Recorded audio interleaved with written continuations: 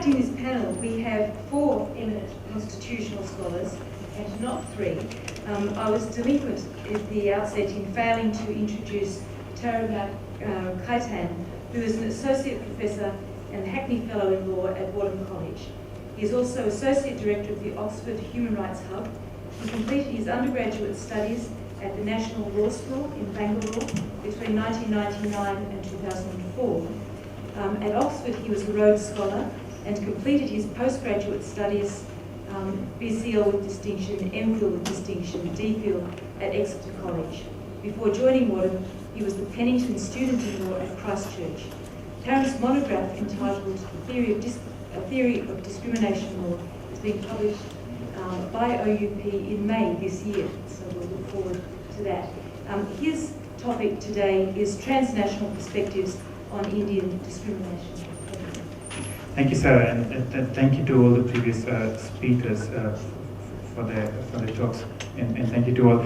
Before I start talking about my paper as the organizers hat on, maybe I should explain the references that the previous speakers made to the last 3 days, which might be puzzling to some of you.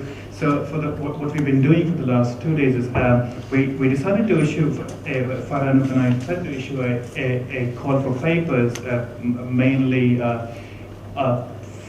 targeted to very young Indian law scholars, people who are still doing their graduate degrees, to send proposals. And for the last 2 days we read 9 of those papers, which were produced and circulated to the closed group, and we've been commenting on those papers. So that's the reference that, and it has been an extremely productive exercise, and I hope to the authors as well.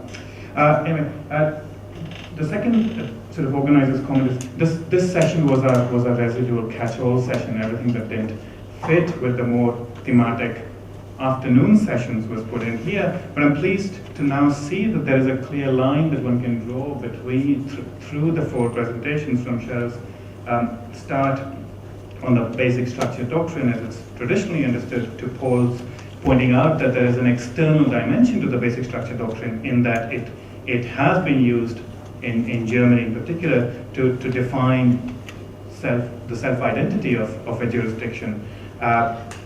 And I think there's a link to next presentation in when the Supreme Court rejects the use of comparative law because it's not relevant to Indian circumstances. I think one of the ways of framing the debate between the High Court and the Supreme Court is what counts as the Indian context. And autochthony, I think, as self-identity can be seen as the High Court seeing the constitutional basic structure derived morality as self-identity of the Indian legal system, and the Supreme Court taking a very different view on that.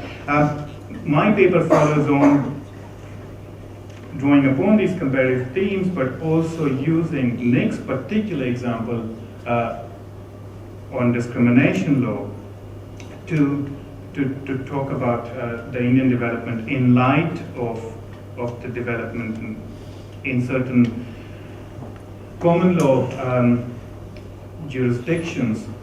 I've mainly looked at South Africa, Canada, the UK, and through the UK, EU law, and the United States, primarily because, as far as I'm aware, and I think conversations with colleagues from the civil law jurisdictions have confirmed, common law jurisdictions in particular have taken the lead in the late 20th century in developing discrimination law frameworks. My apologies to the Australians because of my own ignorance of the Australian legal system. That does not find a place in this study, and no doubt other relevant jurisdictions.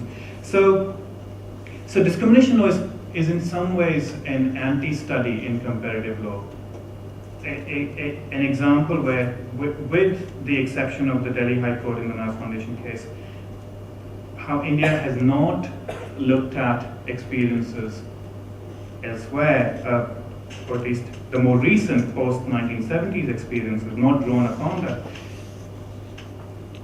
my suspicion is the reason for that, and this is also true, again with a few exceptions that Nick pointed out, of the US. Now both of these jurisdictions, India and the United States, were the first movers in some senses on to deal with the question of discrimination, no doubt because of the most egregious forms of caste and race discrimination that these legal systems have to deal with. So they were thinking about the problem as early as in the 19th century and started developing an indigenous jurisprudence which took shape in the time to come. But perhaps because of the pioneers' self-confidence, the result in India has been, and I hope show this, an ossified domestic regime crying out for reform, something that the Delhi High Court abortively attempted to carry out in the Nas Foundation case. It is perhaps telling that the other pioneer, the United States, is also increasingly an outlier amongst these English-speaking common law-based liberal democracies when it comes to discrimination law. So comparative law is treacherous business, and I think if there's one message that I hope this paper will give it is that if Indian discrimination law is looking for inspiration and for its own development, contemporary U.S. doctrine is perhaps the last place we should be looking at to see, or if we do, maybe to see how not to do things. But that may not be entirely fair to the U.S. because there's an undercurrent which I'm a lot more sympathetic to. But anyway, I'll stop there. So what I'm going to present is a selective whistle-stop tour of development of discrimination law in these jurisdictions, organized. And what's also special about my choice of jurisdictions is that they've all exported or imported from each other, and inevitably with local adaptations, conscious and subconscious local adaptations. So this is not just a story of discrimination law, this is also a story of comparative law and trans-border travel of legal ideas and concepts. So I've organized the development of the doctrine on discrimination around three broad axes. The first is what duties does this area of law impose? And here we will look at the beginnings in the prohibition on direct discrimination and on provision for affirmative action, and the growth of these new ideas such as indirect discrimination, reasonable accommodation, protection against harassment, etc. In due course. The second axis to look at is who the duty bearers are, who carry the burden of these duties, and again the narrative is the expansion outwards from the state to the employers, landlords, housing societies, service providers, retailers. And finally, the third axis around which I've organized this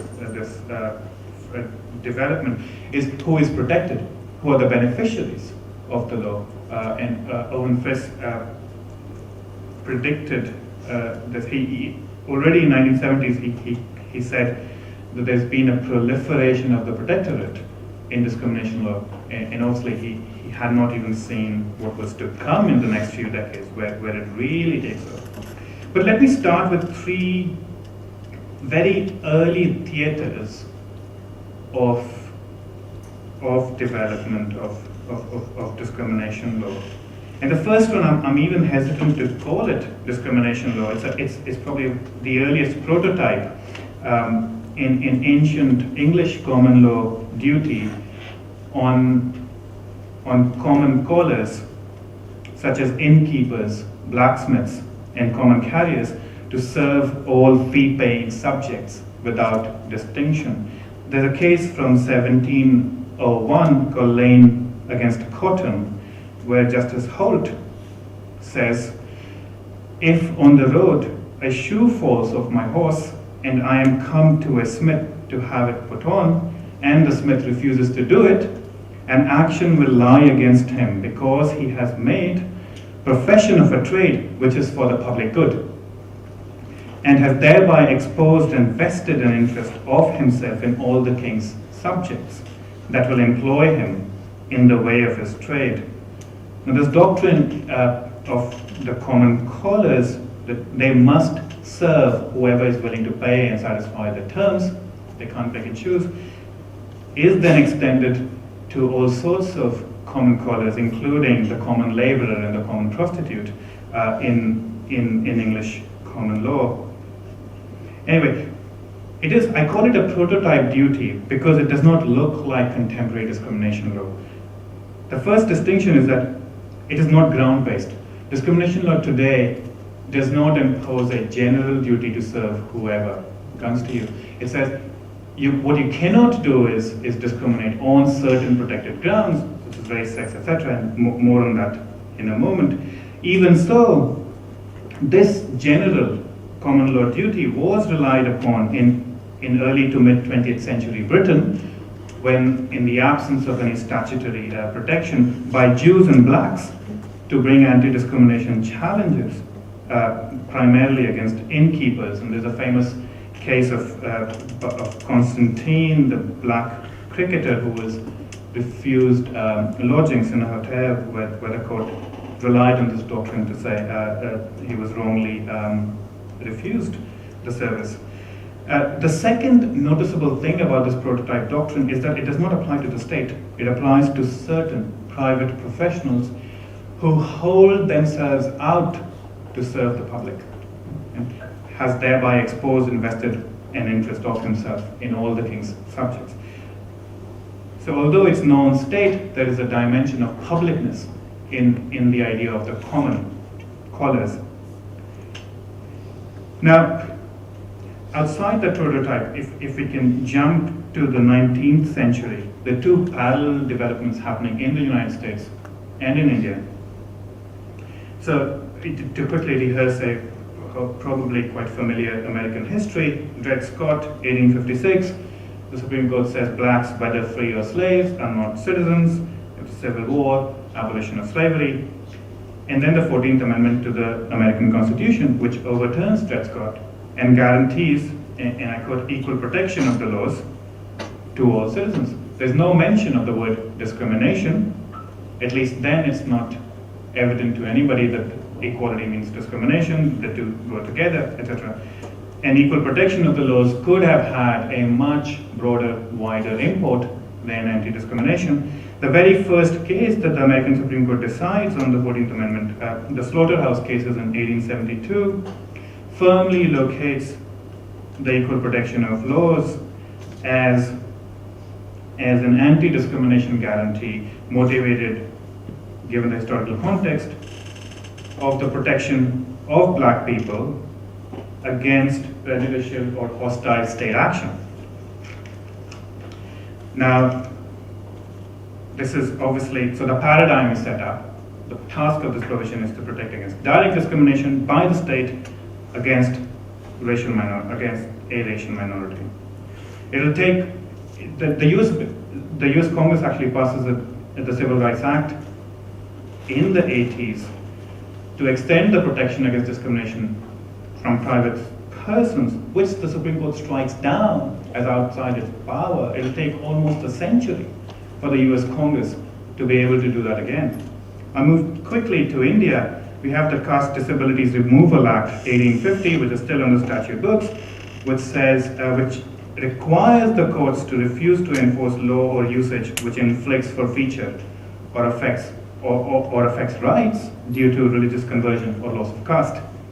But the main action is an affirmative action from the final decade of the 19th century, which has a long trajectory, finally finds place in the Constitution as a consociational compromise between Ambedkar and Gandhi. Anyway, so that's the background. Late 20th century sees a remarkable development on all these three axes, and I don't have much time, so I'll go through it relatively quickly. Most of these expansions are happening in the US first, they travel elsewhere, and then there's pushback and rollback in the US. The first extension, so the key features of this expansion are these. The new statutes that come into play in the late 20th century in the US, UK, Canada, and South Africa, they're all civil in nature, not criminal. there's low standard of proof, and the victim gets something by way of relief. Indirect discrimination is invented by the US Supreme Court in Griggs and Duke Power Company. The concept, to use an Indian example, is essentially the impact of what you've done matters, not your motive. So the focus is on the suffering of the victim, not the intention or motives of the discriminator. So a housing society which says, look, we only want vegetarians, has a disproportionate impact on certain religious and caste groups, which would constitute indirect discrimination. Even if food preference is not a protected ground, religion and caste are, and that would constitute indirect discrimination. There's an expansion of the duty from the state to employers, landlords, service providers, and retailers. There's a proliferation of protected grounds from caste and race and sex to sexual orientation, disability, religion, age, marital status, etc. There's a heightened standard of judicial scrutiny of justification claims, and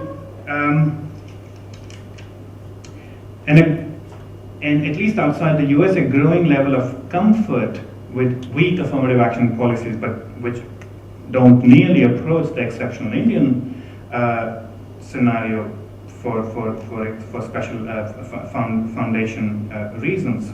Anyway, in this background, how does Indian discrimination law in the last half century compare? So the law has the constitutional jurisprudence has largely focused on the scope and limits of affirmative action, primarily reservations in public employment and public education.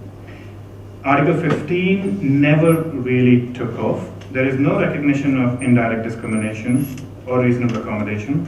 There's an extremely deferential standard of review, which is the same as Article 14. So a law that distinguishes between, that puts a higher tax on coffee sellers rather than tea sellers is subject to a reasonableness standard of review. Exactly the same standard of review would be applied if there were different taxes on Hindus and Muslims, which incidentally is, I think, shockingly the case in India because of the legal recognition of the Hindu undivided family as a legal entity. So in effect, non-Hindus end up paying higher income tax than Hindus.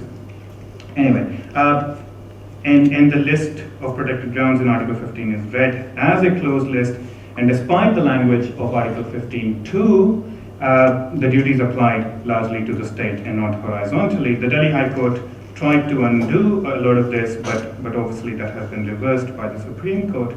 The statutory discrimination law in India has not fared much better. There have been a few attempts to extend this to the private sector. The Civil Rights Act of 1955 and the Equal Remunerations Act of 1976 have criminal provisions, that outlaw certain forms of direct caste and sex discrimination in certain very defined contexts. So we have a scenario where housing societies across the country advertise with impunity, no Muslims, sometimes no Northeasterners, no single women, etc. The Sachar Committee, which looked into the status of Muslims in 2005, came up with a rather bureaucratic response of let's set up another commission to look into it. And the bill that was drafted by the Menon Committee in response to the Sachar Committee's recommendation, the Equal Opportunity Commission bill, remarkably just was entirely about setting up this commission, what it will look like, what its constitution will be, but there was no attempt whatsoever to expand the substantive scope of the law, to develop the doctrine, to say what rights people have. If you don't have any claim of discrimination against a housing society, I don't know what the commission would do. So India's problem with discrimination, I believe, is pervasive and urgent. Of course, Indian conditions are complex and unique, and any solution will have to be located in the peculiarities and pathologies of our local system. But any indigenous response should be informed by what has worked and what has failed elsewhere. I think South African friends tell me that the constitution protection against discrimination has been remarkable and has done great things, but South Africa's statutory initiatives have not had much of an impact. We need before we do something about it to understand why. And I just finally want to reiterate the need to be suspicious of what I think is an overwhelming and disproportionate influence of American jurisprudence and American literature and American doctrine or in this area and others, and there are other places which are less troubled and less divided and less self-conflicted, where we might find more profitable ideas to learn from. Thank you. Thank you very much. We've had 4 very thoughtful and thought-provoking papers, and now we have time for questions. If you wouldn't mind, please, when you ask a question, just to identify yourself and maybe say to whom your question is addressed. If you wouldn't mind, please, keeping your questions or comments short, then that will give everybody a chance to participate in the discussion. Thank you. Professor Bakshi, I think, has a question. Open partial finding, if I may exemplify brevity, which Chair called for. First of all, welcome to you all. We are from Delhi University and Warwick. Well, I concentrate only on 2 presentations due to the want of time. On the first presentation by Professor Craig, I just want to know, there are clearly ontological, what you call meta questions involved. What is the being of a nation? Or what's the identity of a constitution? What is wrong with the older doctrines of margin of appreciation and of subsidiarity, which unfolded quite substantially to do the same job as would seem from the outside, the identity discourse substitute. Whose identity they are protecting? That of the legal order, the constitution, or of the judicial process? That is the main question I have. And the ontological, they're not protecting nation's being, ontology of nation. They're not doing ontology of a population. They're not talking about the Turks in Germany, for example. I'm focusing especially on German court. They're only focusing on their being. The power of judiciary, and in that respect, they're very close to basic structure. Basic structure in India means nothing else than the power of the judges to say what the basic structure is. So that's it, and I welcome it. I am all for it. I want to understand it from you as to what is the distinctive step they've taken from subsidiarity and of margin of appreciation. On the next presentation, I think only very quickly, the court should not have heard the second appeal, because the court by written order mandated the Delhi High Court early on to study the matter in all its aspects and the work and pass the judgment. Therefore, what I call Nastu Kaushal is wrongly decided. The court did not come to Supreme Court, did not come to picture, because Supreme Court divested itself of the jurisdiction. The PIL was originally filed before the Supreme Court. It gave it to Delhi High Court, and it gave direction to consider all aspects and decided comprehensively. And that's what the High Court did. I hope that my lawyer friends will argue with the petition that is now called Supreme Court. What is called? Petition is called curative petition. But coming to that aspect, which I had not noticed, that of reliance on foreign judgments. And I think we bring out the irony very well. The Supreme Court itself relies very heavily on foreign judgments, particularly American. And Supreme Court wanted the High Court to refer to foreign precedents when it said decide comprehensively. So there is a double irony involved in relying on foreign precedents. But my short question is Kaushal decided by the Supreme Court